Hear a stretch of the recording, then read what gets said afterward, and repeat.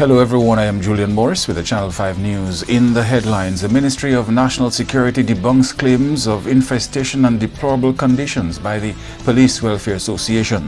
The Ministry of Tourism launches another tool to boost Dominica's heritage tourism.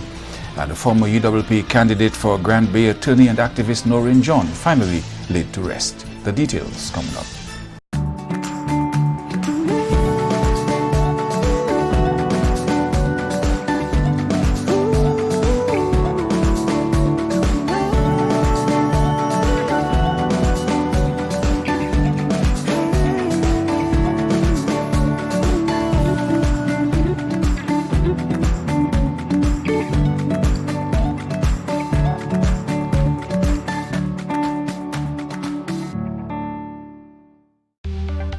Here are some tips to reduce mosquito presence in and around your home. Keep water storage containers properly covered. Remove containers that can collect water from your surroundings. Keep garbage bins tightly covered.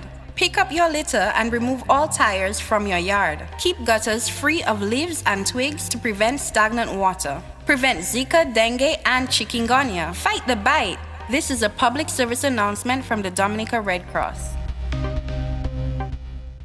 This message is supported by Flow. First up in the news, Permanent Secretary in the Ministry of Justice, Immigration and National Security has pushed back on some scathing accusations by the Police Welfare Association. Joan Commodore has released a statement in response to the Police Welfare Association's claims that the traffic department was rat-infested, the charge office infested with termites, and officers in the out districts were functioning in deplorable conditions.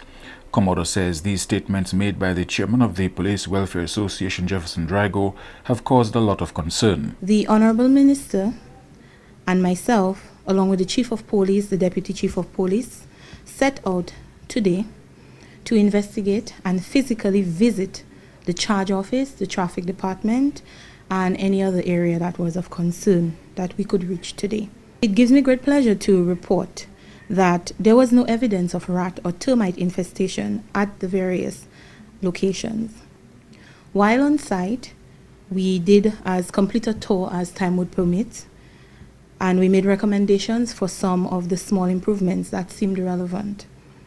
By and large, there was simply no evidence of infestation of any kind. The Permanent Secretary says she is very disturbed about the trend to air matters in the media before raising those concerns with the relevant authorities.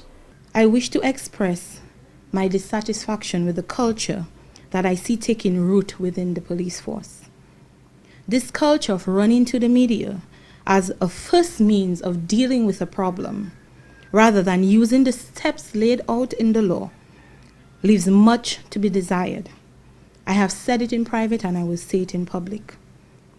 It is the duty of the PWA to bring the issues affecting police officers to the attention of the Honorable Minister, or at the very least, to the attention of his Permanent Secretary, and of course to the police administration. None of this was done. No reports of infestations were given to us. There are also no written reports about infestations. Bearing in mind that infestation is a very strong word. None of this was done. So why should this be in the press before we are engaged and given an opportunity to assist the police? I can say with no trepidation that the Honorable Minister and the Ministry for Justice have always been extremely responsive and even proactive to the needs of the police force. But of course, everything cannot be solved in one day. All it takes is to bring the complaints to the attention of the appropriate persons. This does not take away from the responsibility of the police officers themselves to keep their rooms, their offices, and their surroundings clean. It goes without saying, this should not have to be said. There should be a measure of care that each person puts into upkeeping their own personal surroundings. When we visited the charge office, we were told that there are occasionally evidence of termite. Either way, we took immediate steps today to ensure that Dragon Windows is coming in to rebuild the counter using PVC rather than wood, so that in the future we will not have a termite problem. And the Police Welfare Association has expressed concern over what it describes as less than desirable conditions in which officers live and work in the out districts. But Permanent Secretary Joan Commodore says her ministry is surprised by that claim because officers are living in mostly rented accommodation. She is urging the Police Welfare Association to refer these concerns to the appropriate authorities within the ministry if and when they arise. Please note that no officer has been allowed to remain in damaged police stations. Most out districts are rented accommodations. Most officers are housed in rented accommodations that they select themselves. And they are the ones who request continuation for it. So again, I have no idea where these allegations are coming from. However, I am not a police officer, and I will not discredit what the officers say. If a legitimate case is made to us, we are asking that it be brought to the attention of the police administration, the permanent secretary, and the minister in the proper manner. However, I wish to report that overall we saw no cause for alarm, and we are hoping that officers will recognize that we are one team who are all working towards one goal, which is the betterment of Dominica. In other news, the Ministry of Tourism and Culture has launched another tool to help promote Dominica's heritage tourism. Director of Tourism Colin Piper says the recently launched book titled Heritage Dominica, Old Dominican Photographs Volume 3 will add diversity to what Dominica offers as a tourism destination. Certainly, as our tourism industry grows in Dominica, we will need to diversify our offerings to our tourists, and one of the ways we can do so is by producing creative arts and crafts items, and items such as this publication, which visitors will find easy to pack and take home with them. And it is interesting to see how culture supports tourism and how tourism in turn also supports culture. Our cultural products can be of great benefit to the tourism industry because the tourists who visit want to experience various aspects of our culture, such as our music, our food and dance, our art, our precious books such as this one. During Wednesday's launching, Chief Cultural Officer Raymond Lawrence said this project showcases Dominican traditions and cultures of several years ago. The book features various types of Dominican heritage architecture, personalities, landscapes and seascapes, streets and market scenes.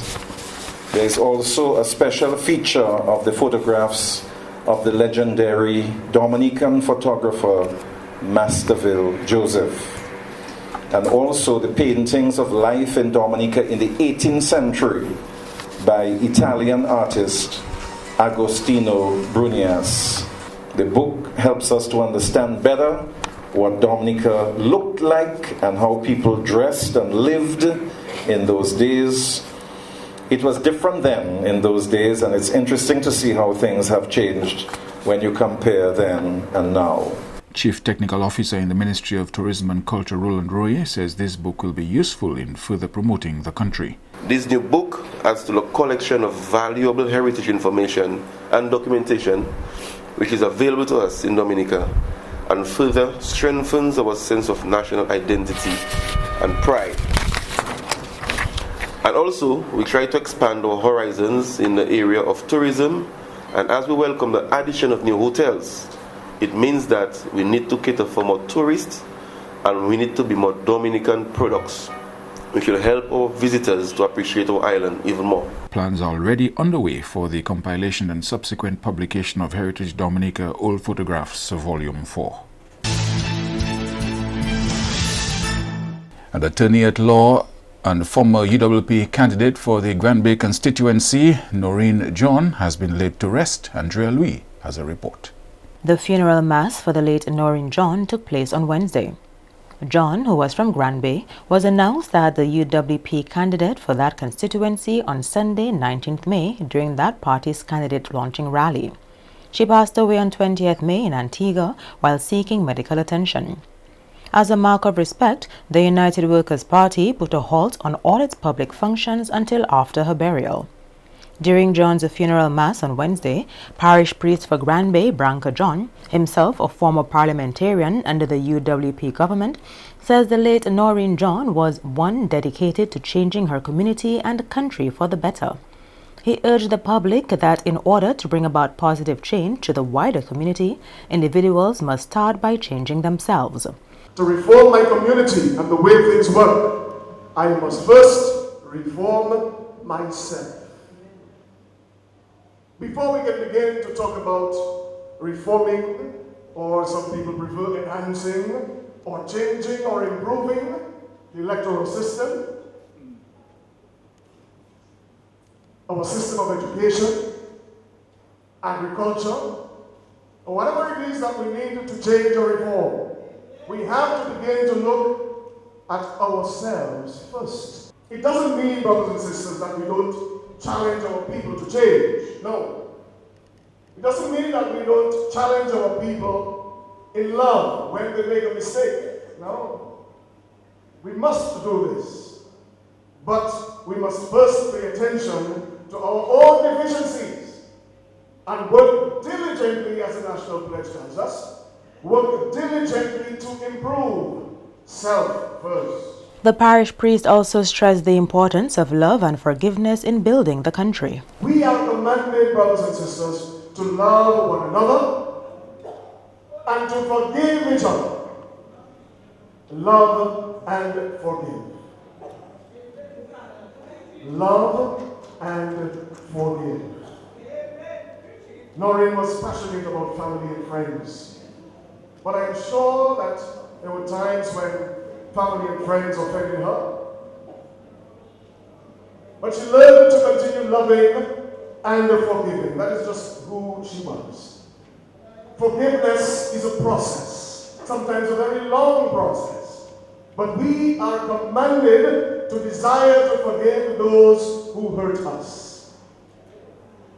If we do not forgive those who offend us, Jesus tells us, then how can we expect our Heavenly Father to forgive us? The funeral mass took place at the St. Gerard's Hall Chapel in Roseau. John's remains were laid to rest in Granby. Andrea Louis, Channel 5 News. You are watching Channel 5 News. We'll have more after this.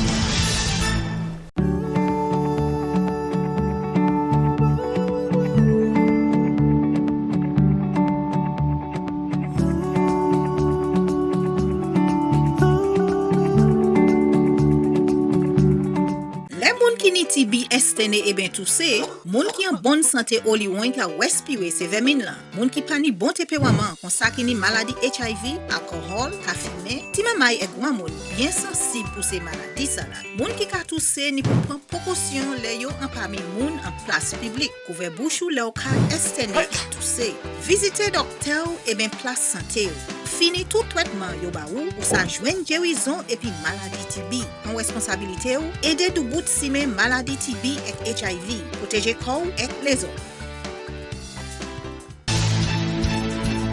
Thank you for staying with us. The Ministry of Education has spearheaded a national leadership forum targeting the country's human resource capacity. We go again to Andrea Louis for more. The two-day National Leadership Forum is being held under the theme Education in the 21st Century, Leadership Making a Difference.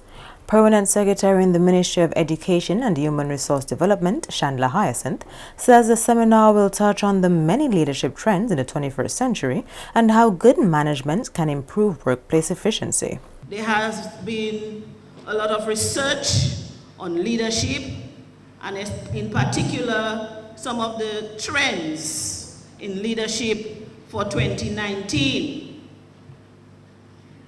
In particular, when we look at literature such as Forbes, we recognize that our forum this morning is timely, and we hope that at the end of the exercise and from the discussions here that we recognize the role of leadership in building positive relationships. Relationships is important for organizational development, and it has its impact on organizations. Chief Education Officer Melina Fontaine says the ministry is implementing several measures to improve leadership within the sector and hopes to see this manifest itself in the near future. In the next few years, we hope to see all this effort manifested in the students' performance and behavior. We hope for a cadre of school leaders who recognize that education is a lifelong process and that good leaders are those who, while upholding regular expectations, do not remain there, but continuously engage in rethinking, reforming, reevaluating, and at times going outside the box. Fontaine also revealed that the ministry is currently working on an education sector plan. At present, within the Ministry of Education and Human Resource Development, we are in the process of developing our education sector plan, at the same time working on our new strategic plan. For us, this is a very important exercise, since it is an accepted fact that success depends on you knowing where you are at present, where you were, and where you plan to go.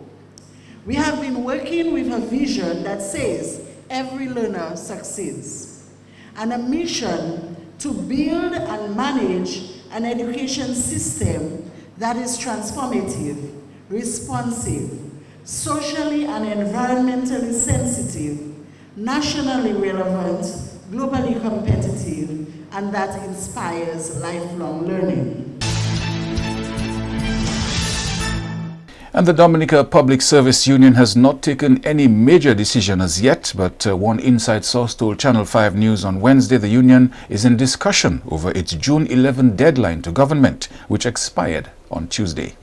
Just under 2 weeks ago, the DPSU General Secretary threatened to intensify protest action if government failed to respond to its request to come to the negotiating table. We are giving the government of Dominica up to June 11th to meet our demands, to call us to the negotiating table and to respond to our concerns up to Tuesday the 11th. After the 11th, we will call you again. And when we call you brothers and sisters, it is not any go-slow. We are going, I repeat, we are going to do something bigger, better, higher, more serious than go-slow. We are going to take enhanced industrial action. The DPSU previously directed its members to embark on a go-slow, cutting their productivity by 60%. The decision to review the go-slow was later postponed. Up for negotiation is the union's proposal for the 2018-2021 triennium. A letter from the Chief Personnel Officer to the DPSU dated 12 April 2019 stated that government was still in the process of reviewing the union's proposal in light of the current economic situation. The letter also stated that against the background of the devastation caused by Hurricane Maria, assessments were being made that would inform government submission. It went on to say that government's proposal would be submitted upon completion of that process, and it was envisaged that the exercise would take another 2 months.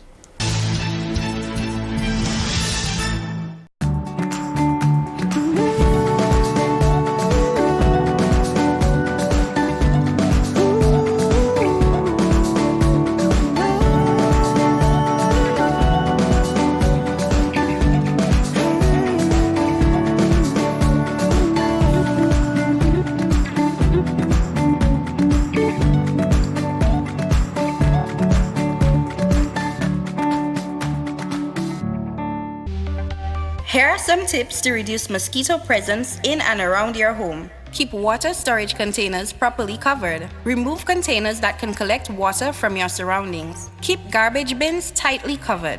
Pick up your litter and remove all tires from your yard. Keep gutters free of leaves and twigs to prevent stagnant water. Prevent Zika, dengue, and chikungunya. Fight the bite. This is a public service announcement from the Dominica Red Cross. This message is supported by Flow. To end the news, a look again at the headlines. The Ministry of National Security debunks claims of infestation and deplorable conditions by the Police Welfare Association. The Ministry of Tourism launches another tool to boost Dominica's heritage tourism. And the former UWP candidate for the Granby constituency and activist Noreen John finally laid to rest.